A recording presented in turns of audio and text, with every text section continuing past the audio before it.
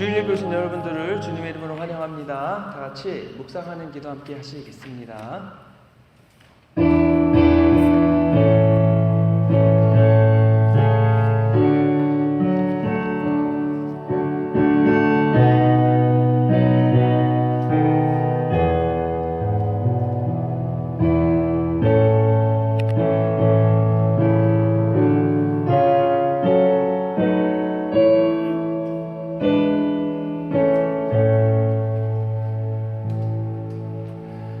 감사함으로 그 문에 들어가며 찬송함으로 그 궁정에 들어가서 그에게 감사하며 그 이름을 송축할지어다. 대저 여호와는 선하시니 그 인자하심이 영원하고 그 성실하심이 대대에 미치리로다. 조신 아버지 하나님, 저에게 귀하고 복된 성인을 주셔서 감사합니다. 저희들이 주님을 예배하기 위해 이 자리에 모였사오니 이 자리에 임재하셔 저희 예배를 기뻐 받아주시고 또 하나님만 나라의 복과 은혜로 저희들의 심령을 가득 채워주시기를 간구합니다. 또 저희들 주님께 아뢰기 원하오니 주님 오직 하나님께서만 시작부터 끝까지 영광 받아 주시옵소서. 우리를 권하신 예수 그리스도의 이름으로 기도했습니다. 아멘. 자리에 일어나셔서 찬송가 8장 거룩 거룩 거룩 함께 찬송하시겠습니다.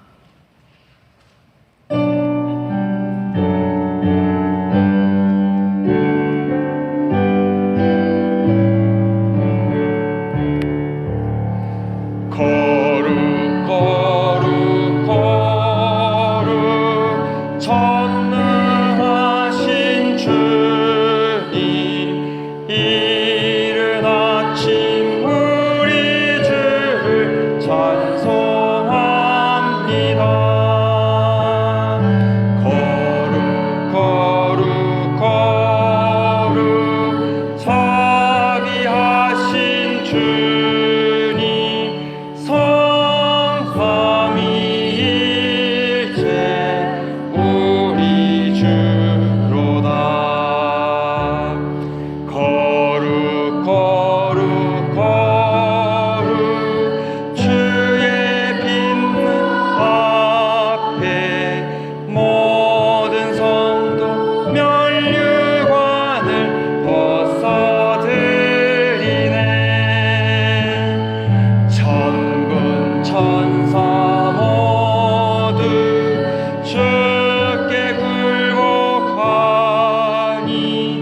영원히 위에 계신 주로다. 거룩 거룩 거룩 주의 빛난 영광 모든 죄인 눈 어두워 볼 수 없도다. 거룩하신 이가 주님밖에 없네. 온전히 전능하신 주로다. 거룩 거룩 거룩 전능하신 주님, 천지 만물 모두 주를 찬송합니다.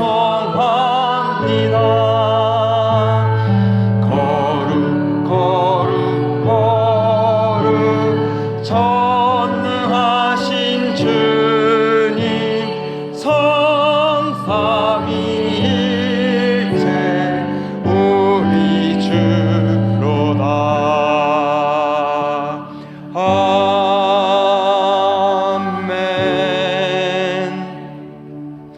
아멘. 교동문 49번 시편 108편 말씀 함께 기독하겠습니다.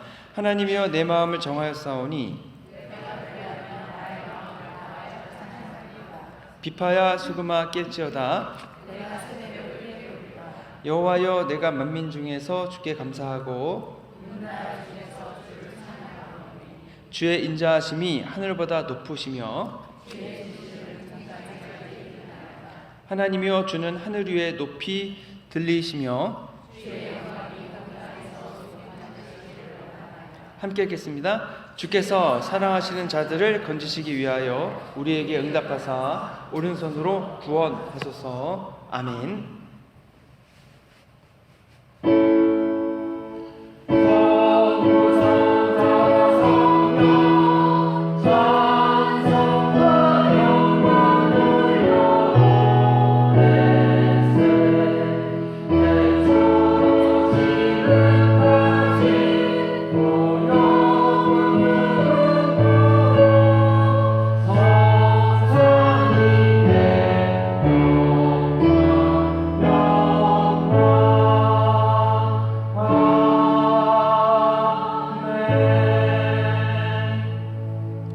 전능하사 천지를 만드신 하나님 아버지를 내가 믿사오며 그 외아들 우리 주 예수 그리스도를 믿사오니 이는 성령으로 잉태하사 동정녀 마리아에게 나시고 본디오 빌라도에게 고난을 받으사 십자가에 못 박혀 죽으시고 장사한 지 사흘 만에 죽은 자 가운데서 다시 살아나시며 하늘에 오르사 전능하신 하나님 우편에 앉아 계시다가 저희로서 산자와 죽은 자를 심판하러 오시리라. 성령을 믿사오며 거룩한 공예와 성도가 서로 교통하는 것과 죄를 사하여 주시는 것과 몸이 다시 사는 것과 영원히 사는 것을 믿사옵나이다. 아멘. 자리에 앉히겠습니다.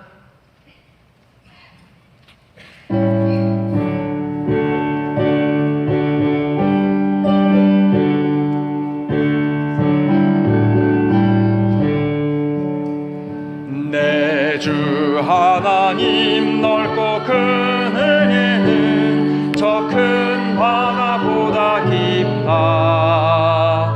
너곧 주를 끌러 깊은 데로 저 한가운데 가보라. 언덕을 떠나서 창파에 배 띄워 내 주 예수 은혜의 바다로 내 맘 뻗쳐가라. 왜 너 인생은 언제나 거기서 저 큰 바다 물결 보고 그 민 모르는 깊은 바다 속을 한 번 헤아려 안 보나. 언덕을 떠나서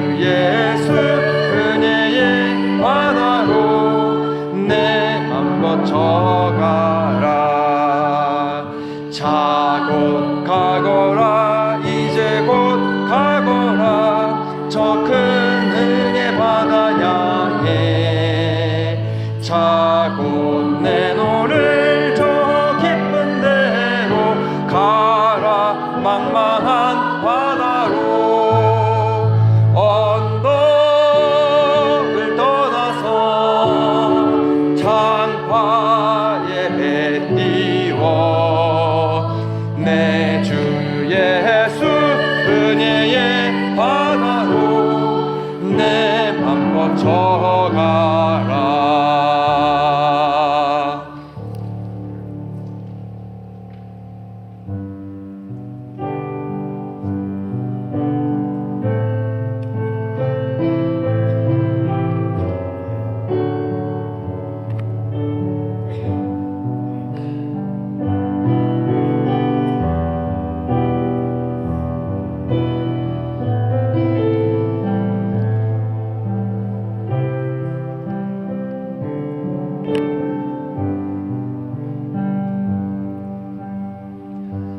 십자가 그 사랑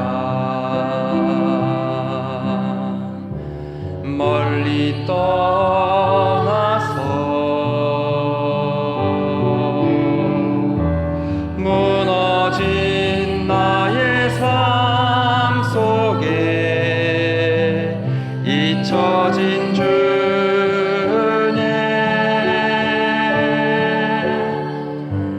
돌 같은 내 마음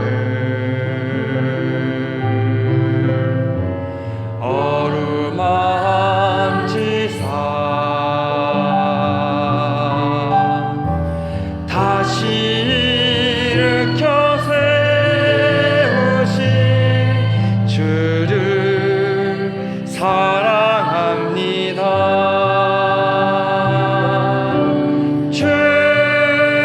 나를 사랑하시고 날 붙드시리. 나는 보배롭고 존귀한 주님의 자녀라.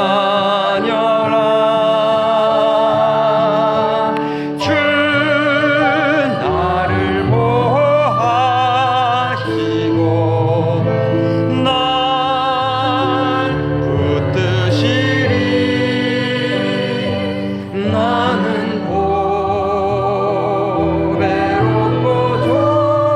존귀한 주의 자녀라. 지나간 일들을 기억하지 않고 이전에 행한 모든 일 생각지 않으리. 사막의 강물과 길을 내시는 주 내 안에 제일 행하심 주만 바라보리라. 주 나를 보호하시고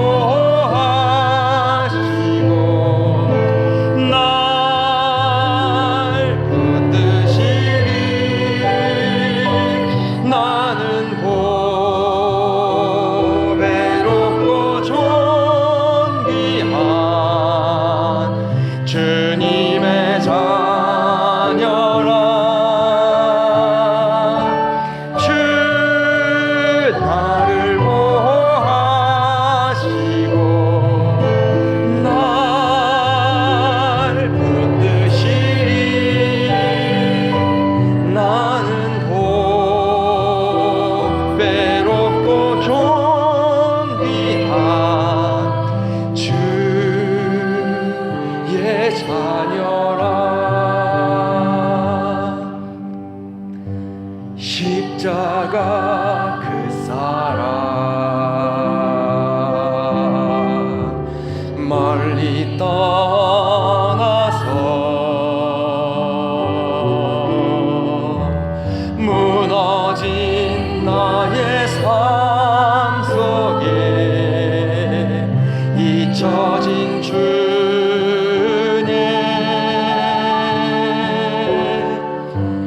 돌 같은 내 마음 어루만지사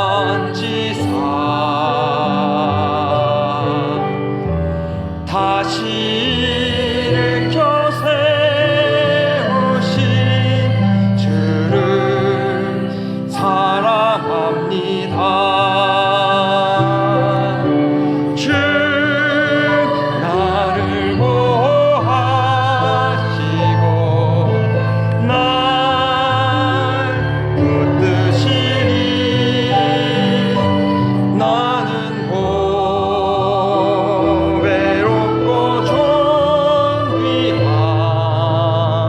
주님의 자녀라.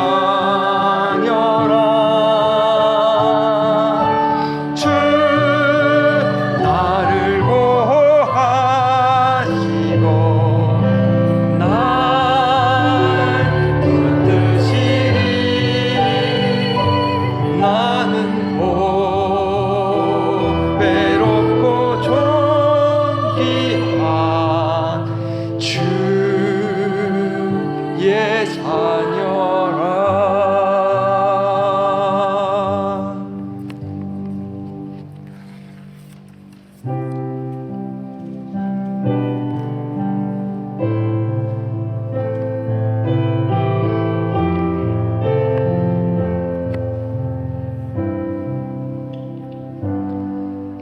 내 아버지 나를 받으소서.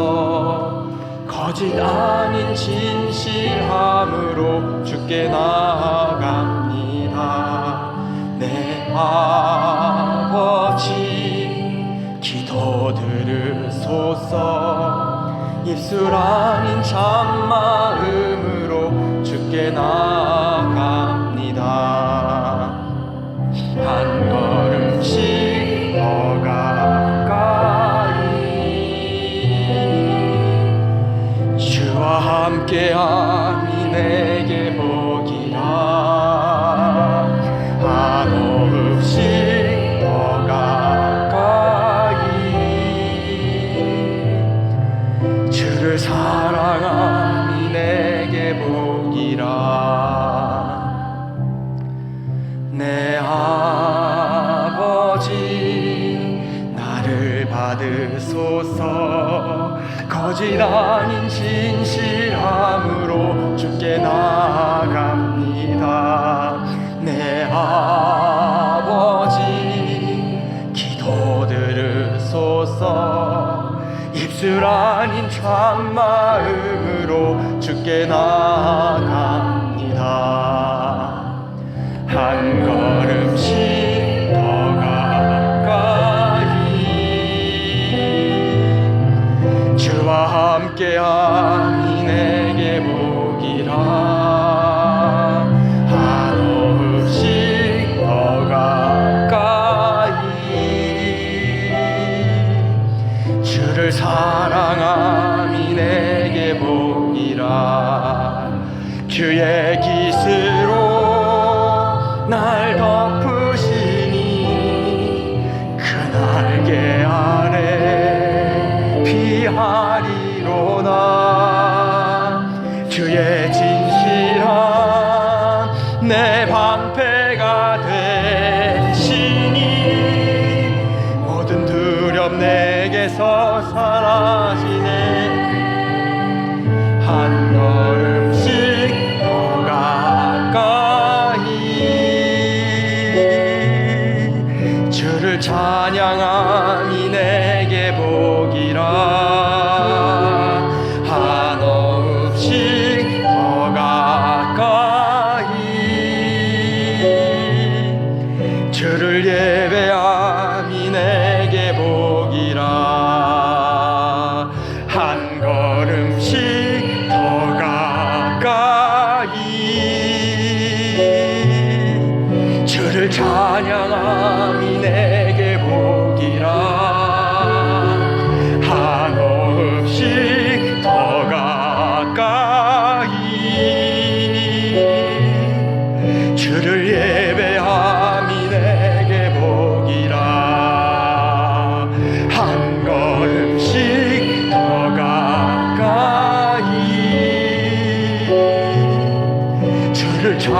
사람이 내게 복이라. 한없이 더 가까이 주를 예배하니 내게 복이라. 우리를 대표해서 천영숙 집사님께서 기도해 주시겠습니다. 사랑과 자비가 충만하신 하나님 아버지, 오늘도 저희를 주님의 품으로 불러주시고 이 귀한 주일 아침 한마음으로 예배드릴 수 있게 하심을 진심으로 감사드립니다. 하나님, 지난 한 주간도 우리의 삶을 지켜주시고 때로는 지치고 흔들릴 때에도 주님의 손길로 우리를 붙들어 주셨음을 고백합니다. 모든 상황 속에서 여전히 우리 곁에 계신 하나님을 찬양하고 경배합니다. 주님, 우리 교회가 주님의 뜻 안에서 더욱 든든히 서가길 원합니다. 이 시대에 믿음이 흔들리고 가치가 변해가는 가운데서도 우리 교회가 진리의 등불이 되어 하나님의 사랑과 복음을 세상에 전하는 통로가 되게 하옵소서. 우리 교회가 날마다 부흥하게 하시고 주님을 사모하는 성도들이 늘어나게 하시며 예배의 자리가 기쁨과 감격으로 가득 차게 하옵소서. 또한 주님께서 허락하실 새로운 성전을 향한 우리의 기도와 헌신을 기쁘게 받아주시고 그 과정 하나하나 주님의 인도하심이 함께하여 오직 하나님께 영광이 되는 결과로 열매 맺게 하옵소서. 하나님, 교회를 위해 묵묵히 섬기며 수고하는 손길들을 기억하여 주시옵소서. 눈에 보이지 않는 곳에서 각 부서에서 기쁨으로 헌신하는 모든 성도들에게 하늘의 위로와 평강으로 채워주시옵소서. 그들의 작은 수고가 주님 나라의 큰 기쁨이 되게 하옵소서. 이 시간 말씀을 전하시는 목사님께 성령의 기름 부으심을 충만히 허락하셔서 그 말씀이 살아 역사하며 우리의 마음을 깨우고 상한 심령을 고치며 하나님께로 더 가까이 나아가게 하는 능력의 말씀이 되게 하옵소서. 또한 주님, 우리 교회의 다음 세대들을 위해 기도드립니다. 믿음의 뿌리가 약해지는 이 시대에 우리 자녀들이 말씀 위로 바로 서게 하시고 그들의 영혼을 돌보며 함께 걸어 나갈 새로운 뉴스 전도사님을 보내주시옵소서. 하나님께서 예배하신 일꾼을 보내주셔서 우리 청소년들이 교회 안에서 예배를 사랑하고 삶의 방향을 주님 안에서 찾게 하옵소서. 주님, 때로는 우리가 연약하고 부족하지만 그럼에도 불구하고 우리를 교회의 지체로 불러주시고 서로를 세워가며 하심을 감사드립니다. 우리 모두가 맡은 자리에서 충성된 청지기가 되어 서로를 세우고 사랑하며 이 공동체가 주님의 향기를 전하는 아름다운 교회로 세워지게 하옵소서. 이 시간 드려지는 모든 찬양과 기도 그리고 말씀 위에 하나님의 은혜가 충만히 임하게 하시고 우리의 예배가 단순한 의식이 아니라 하나님을 진정으로 만나는 살아있는 예배가 되게 하옵소서. 모든 영광과 존귀를 오직 주님께 올려드리며 우리의 삶이 예배가 되게 하시는 예수 그리스도의 이름으로 감사하며 기도드립니다. 아멘.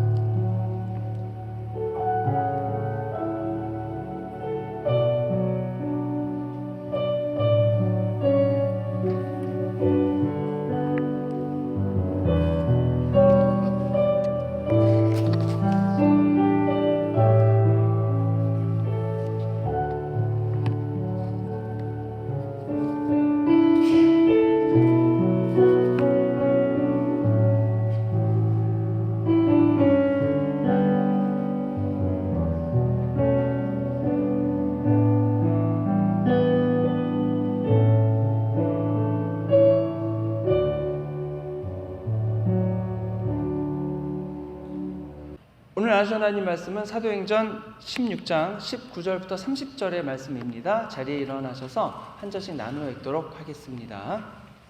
여종의 주인들은 자기 수익의 소망이 끊어진 것을 보고 바울과 실라를 붙잡아 장터로 관리들에게 끌고 갔다가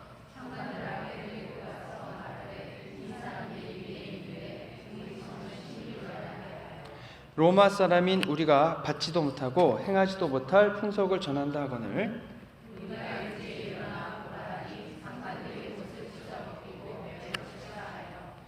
많이 친 후에 옥에 가두고 간수에게 명하여 든든히 지키라 하니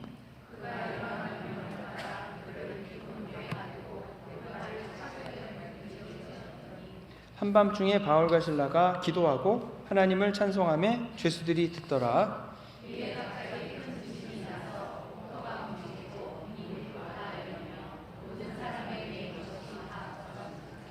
간수가 자다가 깨어 옥문들이 열린 것을 보고 죄수들이 도망한 줄 생각하고 칼을 빼어 자결하려 하거늘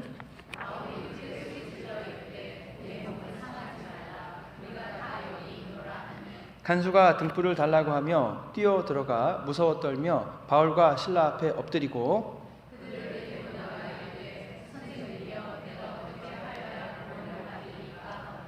하나님의 말씀입니다. 아멘. 네, 자리에 앉으시겠습니다. 이달의 성경 구절 말씀을 같이 한번 읽어보겠습니다. 이르되 주 예수를 믿으라 그리하면 너와 내 집이 구원을 받으리라 하니 네 하고 사도행전 16장 31절 바울이 빌립보에서 이제 복음을 전하기 시작했습니다. 근데 이제 한 여종이 귀신 들린 여종이 바울을 쫓아다니면서 하도 괴롭게 해서 바울이 그 여종에게 붙어있는 악한 영을 물리쳐줬습니다. 분명히 귀신 들린 여종한테는 아주 좋은 일입니다. 악한 영이 그 여인 속에 있었으니 그 삶이 얼마나 힘들었겠습니까? 그렇게 좋은 일을 해주었는데 바울은 그 일 때문에 엄청난 고초를 겪게 됩니다. 여종의 주인들이 화가 엄청났습니다. 왜 났냐면 점을 치는 것이 이제 공짜가 아니고 점을 치면 돈을 받고 점을 쳐주는데 여종이니까 노예지 않습니까? 그러니까 그 돈이 고스란히 노예의 주인인 주인들에게 갔던 겁니다. 근데 악한 영이 떠나니까 이 여종이 더 이상 점을 치지 못하게 됐고 그러다 보니까 점을 치면서 받았던 수익이 다 끊겼습니다. 분노해가지고 바울과 실라를 붙잡아서 관원들에게 끌고 가 넘겼다는 겁니다. 이제 이 내용을 보면서 참 아무리 옛날에 종은 주인의 소유고 노예라고 하지만 이 주인들은 노예에 대해서는 하나도 생각하지 않고 오직 돈벌이만 생각을 하고 있습니다. 여종이 악령으로부터 자유롭게 됐으니까 여종의 입장에서는 얼마나 좋습니까? 그런데 그것도 필요 없고 그 다음에 악령을 물리친 하나님에 대해서도 관심이 없습니다. 악령이 점을 치고 있지 않습니까? 그럼 점을 치고 있다가 그 점을 칠 수 있는 그 신보다 그 점을 치는 신을 물리친 하나님이 더 크시고 능력 있지 않습니까? 그러면 이 점을 치는 신들을 물리친 도대체 바울이 믿는 그분은 누구신가? 그분이 더 위대하신 분이니까 그분을 믿고 받아들여야겠다 이렇게 반응하는 것이 더 좋았을 텐데 그런 건 없고 오직 자신들의 이익에만 관심이 있습니다. 사도행전 19장을 보면은 바울이 에베소에 갔는데 에베소에서도 비슷한 일이 있었습니다. 에베소에 가서 엄청난 기적들과 이적들이 일어나서 많은 사람들이 예수님을 믿기 시작했습니다. 근데 그 중에는 점을 보던 사람들이 점술책을 가져다가 다 태워버리기까지 했습니다.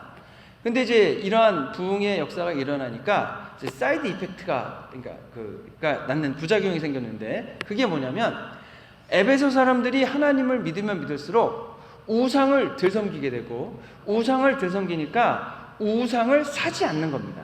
그래서 우상을 만드는 사람들의 매출액이 팍팍 떨어지니까 또 이분들이 화가 엄청 났습니다. 그래가지고 에베소에 있는 사람들을 충동하여서 데모를 시작했습니다. 그러니까 그들의 관심도 하나님도 아니고 또 그 하나님 믿고 구원받는 그런 것이 아니라 오직 경제적인 이익만 이제 가지고 있었다는 겁니다. 근데 이게 모든 사람의 똑같은 이제 반복되는 일인데, 여러분, 아담과 하와가 선악을 알게 하는 나무의 열매를 먹지 말아라 라고 했는데 그것을 따먹었죠. 그 동기가 무엇입니까? 먹음직도 하고 보암직도 하고 지혜롭게 할 만큼 탐스러운 열매였다.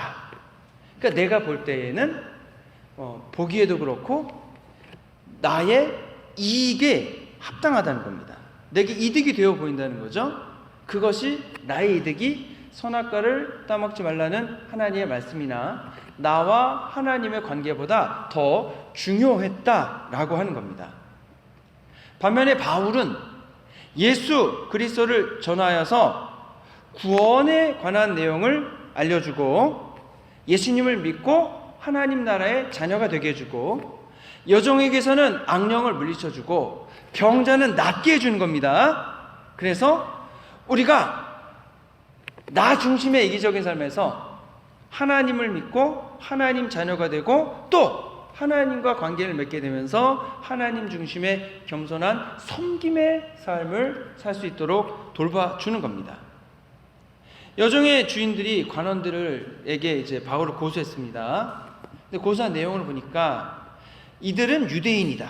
그리고 성을 심히 소란하게 하였다. 로마 사람들이 받지도 못하고 행동하지도 못할 풍속을 전했다. 이렇게 얘기합니다. 근데 관원들의 입장에서 보니까 관원들은 성의 치안을 유지해야 됩니다. 그리고 로마의 체제를 지키는 사람들입니다.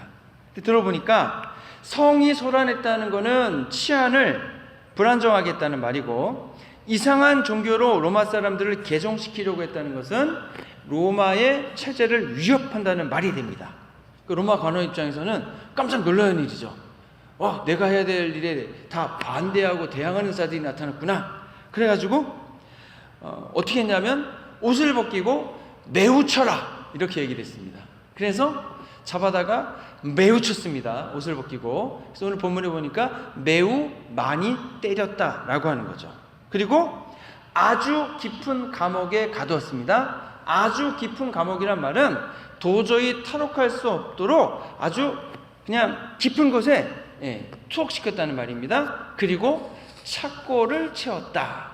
착고는 여러분 손이나 이렇게 발에 이렇게 묶는 거죠. 묶어가지고 움직이지 못하게 하는 겁니다. 바울과 실라의 입장에서는 한편으로 보면 매우 억울할 수 있습니다. 여종에게 악령을 물리쳐준 것은 잘한 일이고 착한 일을 했습니다. 그런데 착한 일 했다고 매맞고 감옥에 갇히고 아마 너무 속상했을 것 같습니다. 그리고 한편으로는 의아한 생각도 있지 않았을까 싶습니다. 분명 빌립보에 오게 된 것은 소아시아로 가려고 했던 길을 주님이 막으시고 빌립보로 보내신 것입니다. 그러면 분명히 성령님의 역사하심이 있는 거고, 그러면 일이 잘 되고 복음의 역사가 놀랍게 일어나야 되는데 일어나는 일은 힘들고 어려운 일들만 생긴다는 겁니다. 오늘은 매를 맞았습니다. 그럼 내일은 어떤 형벌이 기다리고 있겠습니까? 언제 석방이 될지도 모르는 일입니다. 그러면 하나님께서는 왜 이런 어려움을 막아주시지 않는가? 우리를 버린 것은 아닌가? 앞으로 빌립보에서는 어떻게 복음을 전해야 되는가? 복음을 전하면 더 큰 어려움에 처할 텐데 포기하고 다른 곳으로 가야 될까? 이런 생각하지 않았을까 싶습니다. 그런데 본문 25절 보니까 바울과 실라는 놀라운 모습을 보여줍니다. 분명 매를 많이 맞아서 그 착고에 차여 있어서 굉장히 온몸에 부어오르고 또 통증이 있었을 텐데 웬만하면 불평하고 화를 낼 것 같은데 바울과 실라가 막상 뭐 하나 봤더니 바울과 실라는 기도하고 하나님을 찬미했다라고 이야기하고 있습니다. 그리고 그 소리를 주변에 있는 다른 죄수들이 들었다라고 하는 겁니다. 아니 어떡하게 웬만하면 불평하고 원망하고 화를 낼 것 같은데 바울과 실라는 하나님을 찬양하고 기도할 수 있었을까? 여러분 같으면 그런 상황에서 어떻게 하시겠습니까? 평상시라면 하나님께 기도하고 찬양하는 것이 문제가 없습니다. 근데 너무나 억울한 일을 당하고 이해할 수 없는 일들이 내게 닥쳤을 때 그때는 어떻게 하겠습니까? 엄청난 손해를 받고 주변에서 막 비난을 하고 믿었던 사람들은 나 몰라라 하고 그러면 마음이 상하고 화가 나고 원망이 생길 겁니다. 그런데 이 모든 일들이 하나님께서 원하는 일을 수행하다가 일어났다는 겁니다. 여러분, 결론부터 말씀드리면 그렇게 힘들고 어려운 상황이라도 하나님께 기도할 수 있고 찬양을 할 수 있습니다. 오히려 더 열심히 기도하고 오히려 하나님을 더 찬미하게 됩니다. 어떤 때냐면 이것이 하나님이 내게 주신 사명이 분명하고 하나님이 지금도 나와 함께 하고 계시다는 것이 분명할 때입니다.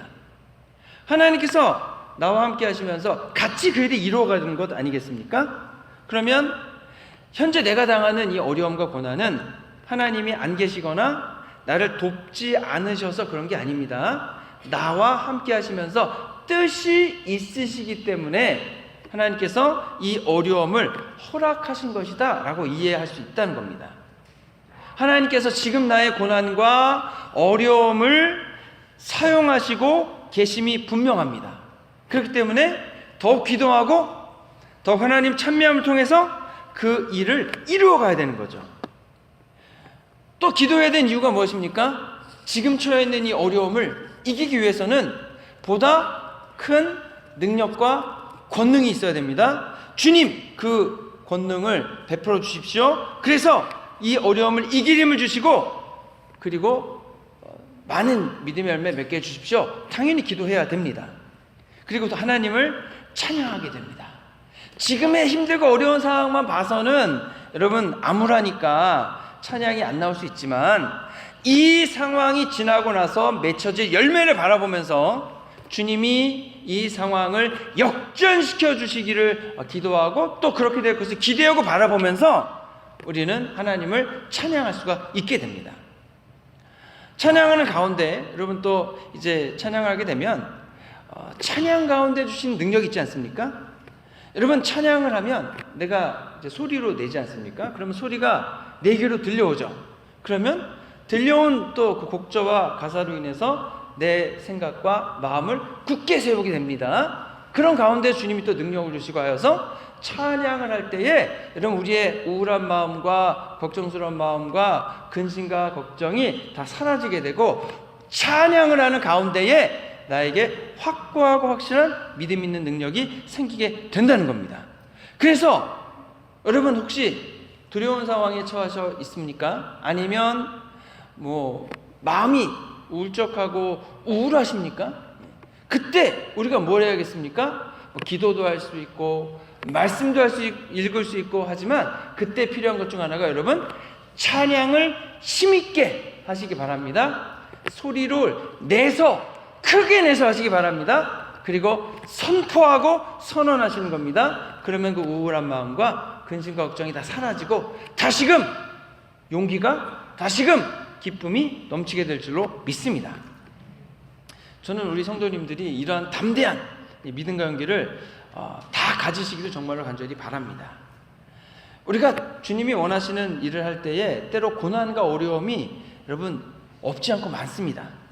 기도와 찬양 가운데 우리가 담대한 믿음을 세워나가야 그 어려움 가운데서도 그 일들을 이뤄갈 수 있는 거죠.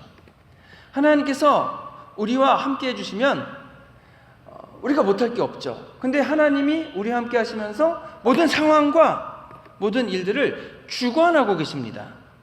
여러분 하나님이 나와 함께 하심을 어떻게 아실 수 있습니까? 예수님이 나와 함께 하심을 어떻게 여러분 인지하십니까? 인식하십니까?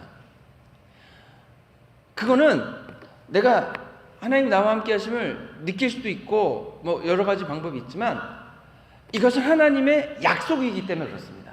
예수님께서 승천하시기 전에 뭐라 하셨냐면 내가 세상 끝날까지 너희와 항상 함께 하겠다고 약속을 하셨습니다. 이것은 주님이 저희들에게 주신 약속입니다. 이 약속은 누가 지킵니까? 주님이 지키시는 겁니다. 우리가 인식을 하든 느끼지 못하든 그런 건 상관이 없습니다. 주님이 예수님을 구주로 믿고 마음속에 영접한 사람들, 회개한 사람들에게는 그 10년 가운데 성령님이 들어와 계시겠다고 약속하시지 않았습니까? 그렇기 때문에 이것은 주님이 하신 약속이니까 주님이 지키시는 겁니다. 이것을 믿으면 되는 거죠. 이것은 의심할 게 아닙니다. 주님이 나와 함께 하시는 것은 주님이 그 약속을 지키시고 계시기 때문에 엄연한 현실이라고 하는 겁니다. 그래서 여러분, 이것이 감정적이거나 심리적으로 우리가 평가하는 게 아니고요, 주님이 나와 함께 하시는 것을 굳건한 의지로 믿기로 결정하는 겁니다. 왜냐하면 주님이 그렇게 하시겠다고 했기 때문에 그런 거죠. 그러면 주님이 지금 나와 함께하고 계십니까? 함께하고 계시지 않습니까? 저는 저와 함께 하신다고 믿습니다. 그렇기 때문에 주님을 찬양하고 경배하기로 결정하는 겁니다. 이게 찬양할 상황이 아니고 내 마음이 울적해서 지금은 그렇지 않은데요, 그래서 못하겠는데요가 아니고, 마음이 울적하거나 마음이 기쁘거나 언제나 하나님을 찬양하기로 결정을 하고 그 하나님을 찬양을 하는 겁니다. 내 시선이 여러분 깨어지고 속상한 나 자신에게만 보면서 연민에 빠져 있는 게 아니고요, 나와 함께 하시는 하나님께로 내 시선을 돌리는 겁니다. 그리고 나에게 없는 하나님의 능력과 은혜를 내 심령 가운데 받아들이는 거죠. 여러분, 절망적인 상황만 보는 것이 아닙니다. 나와 함께 하시면서 기적을 행하시는 하나님을 바라보는 겁니다. 시간이 얼마나 걸릴지 모르지만 분명한 것은 하나님께서 역사의 주심을 통해서 기도하는 성도에게 반드시 변화가 생기게 될 겁니다. 그 변화를 기대하고 바라보면서 여러분 인내하며 기다리는 거죠. 저희가 하나님 믿는 굳센 믿음과 신앙을 세우고 주님이 원하시는 일을 할 때 어떤 것을 기대할 수 있다고 했습니까, 여러분? 주님이 준 축복과 은혜도 기대하지만 악한 영들의 공격과 방해를, 또 반격을 예상할 수 있다고 했습니다. 그래서 하나님의 일을 할 때에는, 하나님이 원하시는 믿음의 일을 뭔가를 할 때에는 악한 영의 공격과 방해가 있기 때문에 여러분 그 공격과 방해를 대비해야 되는 겁니다. 마태복음 5장에 보면 산상수훈이 나오죠. 거기에서 팔복이 나오는데 그 중에 하나가 뭡니까? 의를 위하여 박해를 받는 자는 복이 있다 했습니다. 저희가 10절부터 12절 말씀 같이 읽어보겠습니다. 의를 위하여 박해를 받은 자는 복이 있나니 천국이 그들의 것임이라. 나로 말미암아 너희를 욕하고 박해하고 거짓으로 너희를 거슬러 모든 악한 말을 할 때에는 너희에게 복이 있나니 기뻐하고 즐거워하라. 하늘에서 너희의 상이 큼이라. 너희 전에 있던 선지자들도 이같이 박해하였느니라. 고난이 없다는 게 아닙니다. 하나님을 반대하는 세상과 악한 영들이 있고 그들이 박해를 가해 온다는 말입니다. 그때 우리의 반응이 뭐냐? 기뻐하고 즐거워하라는 겁니다. 박해 자체만 보면은 기뻐할 수 없습니다. 하지만 박해가 지나가고 하나님의 믿음의 열매를 맺게 될 때 하나님 나라에서 큰 상을 받게 될 겁니다. 지금의 박해와 어려움은 그 상을 받을 기회가 된다고 하는 겁니다. 바울과 실라는 지금 억울한 일을 당하고 매를 맞고 감옥에 갇혔습니다. 그런데 기도하고 찬양할 수 있습니다. 왜냐하면 주님이 원하시는 믿음의 일을 감당하고 있고 박해를 받고 있습니다. 그러면 하늘에서 받는 상이 크지 않겠냐라고 하는 겁니다. 이러한 하나님 나라의 상을 바라보고 기대할 때에 기도하지 않을 수 없고 기쁘지 않을 수 없는 거죠. 하나님을 찬양할 수 있게 된다고 하는 겁니다. 저희 교회 모든 성도님들이 이러한 굳센 믿음을 가지고 하나님 나라의 상을 바라보며 기도하시고 찬양하시면서 담대한 믿음 세우시고 맡은 사명 감당하시기를 주님의 이름으로 축원합니다. 이제 바울과 실라가 이제 기도하고 찬양을 하는데 갑자기 큰 지진이 났습니다. 지진. 땅이 흔들렸고 옥터니까 이제 그런 감옥의 창살 같은 것이 움직였습니다. 그리고 옥문이 다 열렸습니다. 그리고 동시에 죄수들의 메인 것들이 다 벗어졌다라고 기록했습니다. 여러분, 지진이라는 것은 일반적인 자연현상인가요? 기적인가요? 일반적인 자연현상인가요? 기적인가요? 예, 지진은 그냥 자연현상입니다.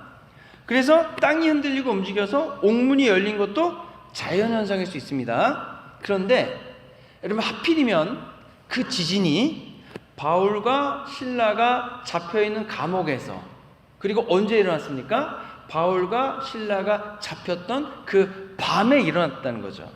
요거는 우연으로만 볼 수는 없습니다. 그리고 죄수들에게 채워진 착고가 풀린 것도 자연현상으로만 설명할 수는 없는 거죠. 우리가 볼 때 이 기적이라는 게 뭐 말이 되냐라고 얘기할 수 있지만, 여러분, 그 개미가 이렇게 일렬로 지나가고 있어요. 여러분이 설탕 덩어리를 걔네에게 딱 주면은 그 개미들에게는 그게 기적이겠습니까? 아니겠습니까? 갑자기 그냥 설탕 덩어리 나타났으니까 오 하고 기적이죠. 근데 우리들의 입장에서 볼 땐 그게 기적입니까? 아닙니까? 그냥 설탕을 놓은 것뿐이죠. 그러면 우리가 3차원의 세계에 살고 있는데 4차원, 5차원, 6차원에 있는 존재들이 볼 때 그들이 할 수 있는 일을 우리의 삶 속에 해주면은 우리의 눈에 볼 땐 기적이지만, 그들이 볼 때는 그냥 일반적인 일을 하는 거지 않습니까? 하나님은 세상을 창조하셨다고 했습니다. 하늘도 땅도 바다도 모든 걸 창조하셨습니다. 우리가 볼 땐 기적이지만 하나님의 입장에서는 하나님이 원하시는 때에 필요한 일을 그냥 일반적으로 하나님 입장에서는 하시는 것 뿐입니다. 지진을 하나님이 원하시는 때에 하나님이 원하시는 장소에 일으킬 수 있지 않겠느냐라고 하는 거죠. 하나님이 모든 세상을 창조하셨는데. 그래서 저희가 볼 때는 기적이지만 하나님의 입장에서 볼 때는 기적이 아니고요, 그냥 필요한 자연현상을 필요할 때 사용하실 뿐이라는 겁니다. 그래서 지진이 나서 여러분 감옥문이 열리지 않았습니까? 착고가 풀어졌습니다. 그럼 바울과 실라에게는 좋은 일입니까? 아닙니까? 좋은 일이죠. 왜요? 전에도 베드로가 감옥에 갇혔는데 지진이 나고 옥문이 열려서 뭐 탈옥이라고 하기 뭐 탈옥일 수도 있지만, 예, 감옥에 나오지 않았습니까? 그러면 지금 바울의 입장에서도 하나님께서 자신을 구해주기 위해서 기적을 일으키신 거지 않습니까? 바울에겐 좋은 일입니다. 근데 바울에겐 좋은 일이지만 간수의 입장에서는 이거는 정말 위기도 이런 위기가 없습니다. 왜 그러냐면, 여러분, 전에도 베드로가 감옥에 갇히긴 했지만 어떻게 했습니까? 베드로가 감옥에서 풀려나서 나가니까 그 헤롯 왕이 그 간수들을 처형하라고 했죠. 처형을 당한 겁니다. 로마법에는 어떻게 되어 있냐면, 병사나 간수가 자기의 포로나 그 죄수들을 잃어버리면, 탈옥을 하거나 도망가면 자기 목숨으로 갚아야 됩니다. 그래서 이 간수가 보니까 옥문이 다 열려 있으니까 죄수들이 도망간 걸로 생각하고 검을 빼서 자결을 하려고 했습니다. 그렇죠. 그 자기만 문제가 아닙니다. 지금 간수 자신의 문제가 아니고 자기가 죽으면 자기 가족들도 큰 문제가 되고 가문 전체가 지금 멸문을 당할 수 있는 일입니다. 왜냐면 한두 명 도망간 게 아니고 감옥의 문이 다 열려서 다 도망간 걸로 이분 생각하고 있잖아요. 근데 그때에 이 간수는 자신의 힘과 능력으로는 절대로 해결할 수 없는 일생일대의 큰 위기 속에 빠진 겁니다. 그때에 바울이 소리 질러서 우리가 다 여기 있으니 당신의 몸을 상하게 하지 말라라고 얘기합니다. 간수가 등불을 들고 들어가 봤더니 정말로 죄수들이 한 명도 도망가지 않고 다 그대로 있는 겁니다. 여러분, 이때 이 간수가 도망가지 않고 그 자리에 있는 죄수들을 볼 때 어떤 감정을 느꼈을까? 생각이 혹시 드십니까? 딱 봤을 때 어땠을까? 죄수들이 안 도망갔으니까 살았구나 라는 안도의 감정을 가졌을까요? 아니면 어떤 감정이 있었을까요? 저는 생각을 해보니까 이 간수가 그 죄수들을 볼 때에 굉장한 두려운 감정을 가지지 않았을까 싶습니다. 어떤 두려움이냐면, 옥문이 열렸지 않습니까? 다 착고가 풀어지지 않았습니까? 그러면 도망가는 게 당연한데 이 사람들은 어떻게 도망가지 않았을까라고 하는 겁니다.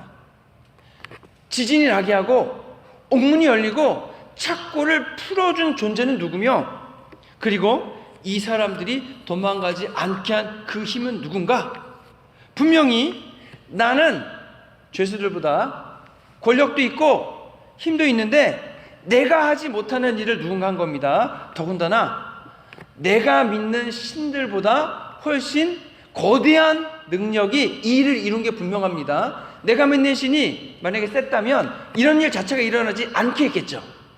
도대체 이 일을 하신 분은 누군가? 분명히 간수는 바울과 실라가 기도하고 하나님을 찬양하는 소리를 들었을 겁니다. 왜냐하면 죄수들이 다 들었기 때문이죠.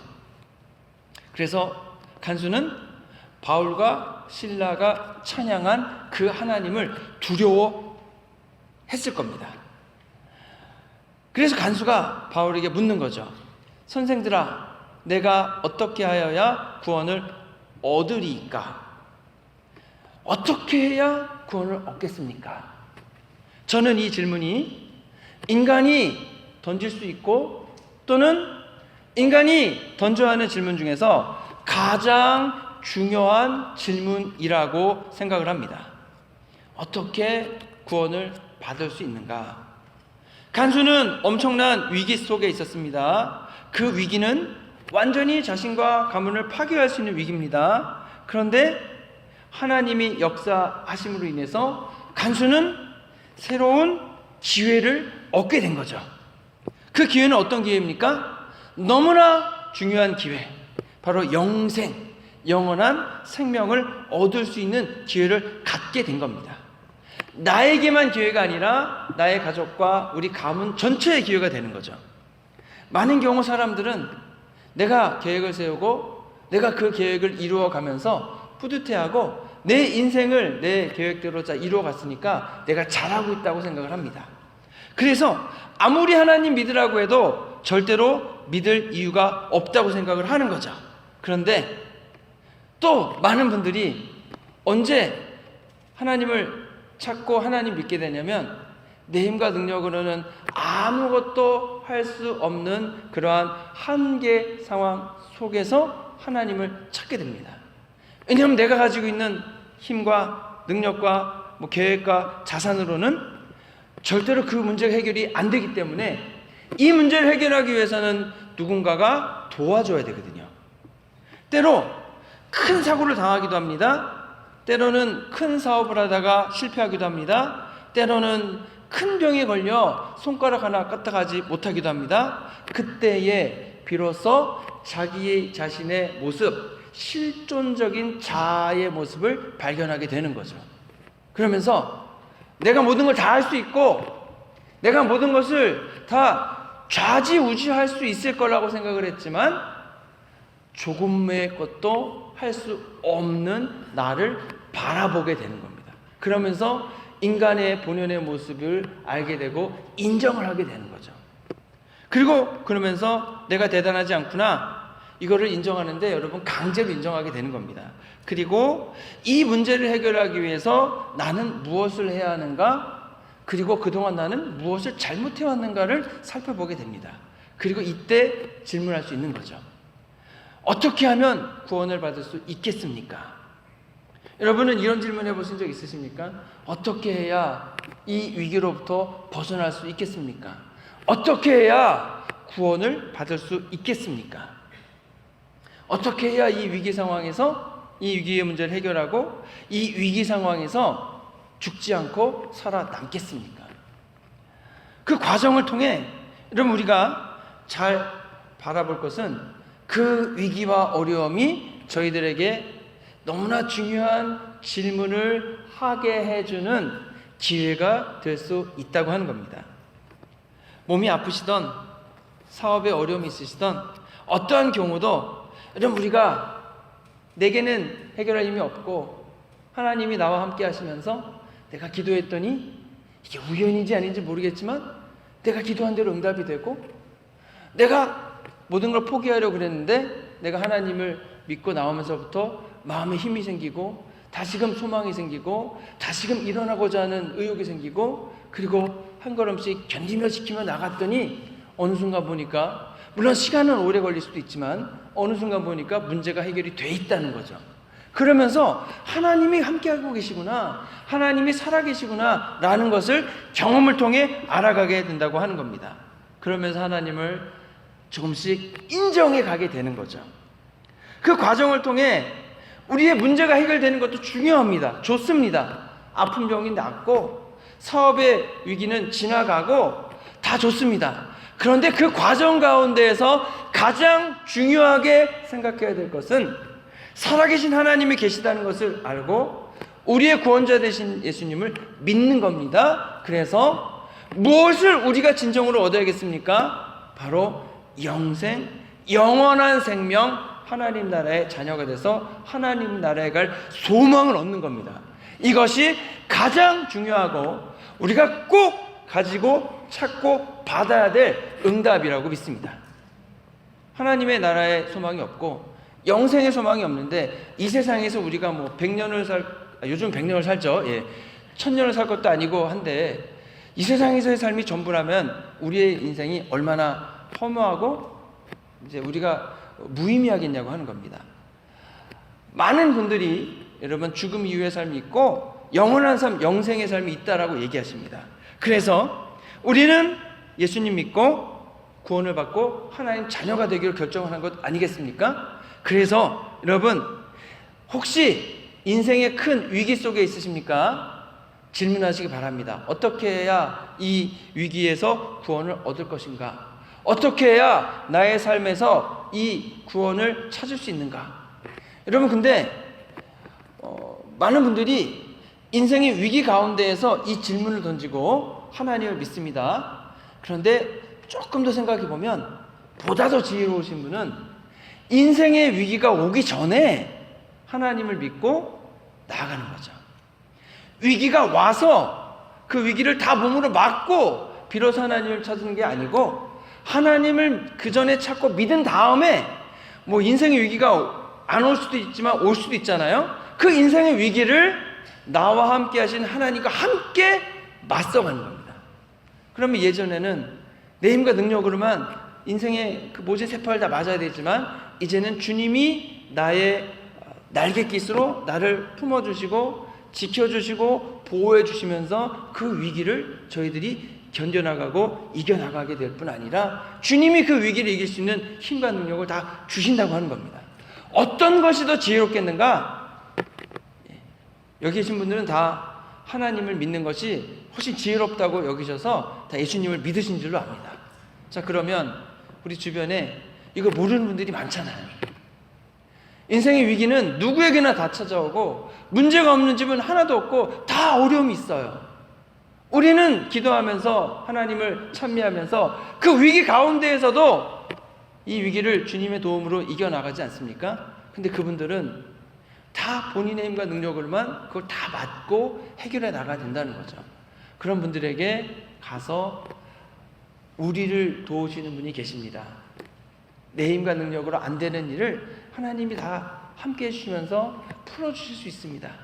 그리고 가장 중요한 영생, 영원한 삶에 대한 답을 우리에게 주시고 그곳에 갈 수 있도록 이끌어 주십니다. 우리가 전해주면은 좋지 않겠냐라고 하는 겁니다. 주변에 아직 하나님을 모르고 인생의 위기를 역전시켜 주실 수 있는 하나님의 계심을 모르고 들어서는 알지만 아직 인정하지 않는 분들에게 여러분의 삶 속에서 이루신 하나님의 역사하심과 인도하심을 전해주시면서 그분들도 어떻게 하면 구원을 얻겠습니까? 라고 질문하고 그 질문에 답을 얻을 수 있도록 복음을 전해주시는 저와 여러분 되시기를 주님의 이름으로 축원합니다. 기도하겠습니다. 주님, 일생일대의 어려움들이 저희들의 삶 속에 찾아오게 될 때에 하나님께서 함께 하시면서 저희들을 지키시고 돌봐주신 줄로 믿습니다. 그때에 저희들이 가장 중요한 영생, 영원한 생명을 얻을 수 있는 엄청난 기회라는 것을 저희들이 알았습니다. 하나님, 저희들이 아직 하나님 믿지 않고 아직 그 기회가 있음을 모르는 분들에게 나와 함께 하시면서 나를 구원해 주시고 나를 지켜주시고 인도해 주시는 그 하나님을 저희들이 전해줌을 통해 함께 하나님 나라로 영원한 생명을 향하여 나아갈 수 있도록 저희 성도님들에게 힘과 능력을 도와주시고, 우리 성도님들 또 전도하시는 분들의 마음을 주관하시고 열어주셔서 함께 신앙생활하고 믿음생활할 수 있도록 이끄시고 돌봐 주시옵소서. 우리 원하신 예수 그리스도의 이름으로 기도했습니다. 아멘. 예, 준비하신 예물을 주님께 드리겠습니다.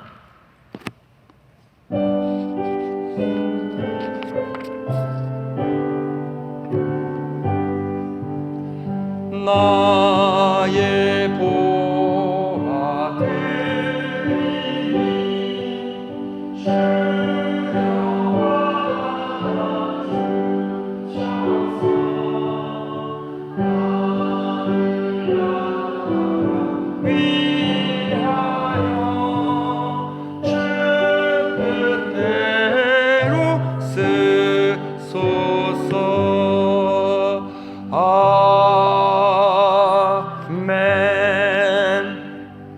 좋으신 아버지 하나님 감사합니다. 오늘 저희들에게 귀하고 복된 예배 시간을 주셔서 감사하고, 또 저희들 주인 귀한 예물을 준비해 드리오니 주님 기쁘게 받아 주시옵소서. 하나님, 우리 성도님들의 드리는 손길 위에 30배, 60배, 100배 믿음의 것을 있게 하시고, 이 예물이 하나님 교회의 부흥과 성장과 또 전도하는 데에, 그리고 주님의 사랑을 나누고 실천하는 데 귀하게 쓰임받게 하여 주시기 원합니다. 또 우리 성도님들 한 주간 지나는 동안 하나님 신 크신 은혜와 돌보심으로 감당해야 될 일들을 잘 감당하게 하시고, 더욱더 굳센 믿음과 신앙 세워나가도록 주님께서 돌보시고 역사해 주시옵소서. 우리를 원하신 예수 그리스도의 이름으로 기도했습니다. 아멘.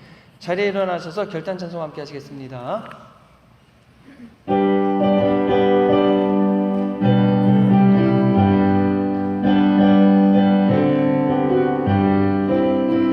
빛의 사자들이여 어서 가서 어둠을 물리치고 주의 진리 모르는 백성에게 복음의 빛 비춰라.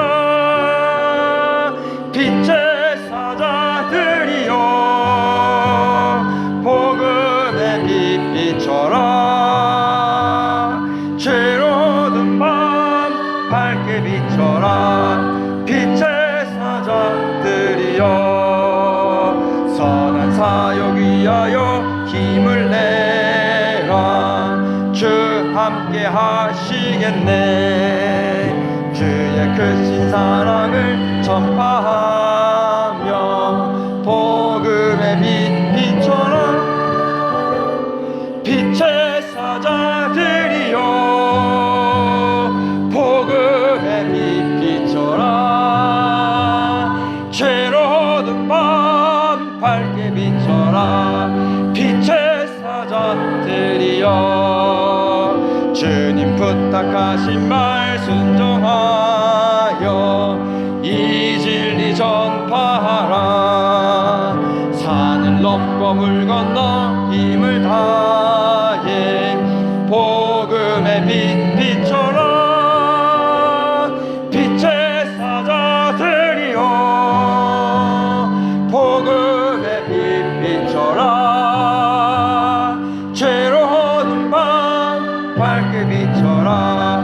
빛의 사자들이여 동서남북 어디나 땅끝까지 주님만 의지하고 눈 어두워 못 보는 백성에게 복음의 빛 비춰라. 빛의 사자들이여